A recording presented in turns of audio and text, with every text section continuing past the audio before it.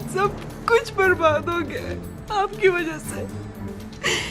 अब इंशाल्लाह खुदा बदला लेगा आपसे। दोस्तों, कैप्टन सफदर की दूसरी बीवी इमरान खान के हक में खुलकर सामने आ गई वीडियो देखिए। पीटीआई सपोर्टर कैप्टन सफदर की दूसरी बीवी ने मंजर आम पर आते ही शरीफ फैमिली के साथ साथ जनरल आसिम मुनीर को भी हिला के रख दिया है। कैप्टन सफदर की दूसरी बीवी ने अपने सोशल मीडिया अकाउंट पर कहा कि सब कुछ बर्बाद हो गया आपकी वजह से।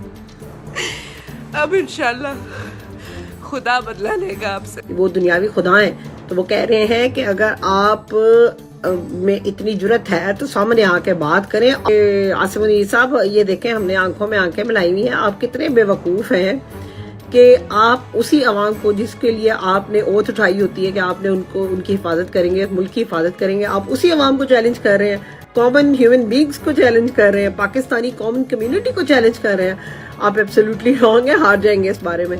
क्योंकि आप अपनी फौज का अगर जितना मर्जी एडिशन करें ना, चले करोड़ आपकी है, 2 करोड़ है, 22 करोड़ अवाम है सर जी, 22 करोड़ अवाम है।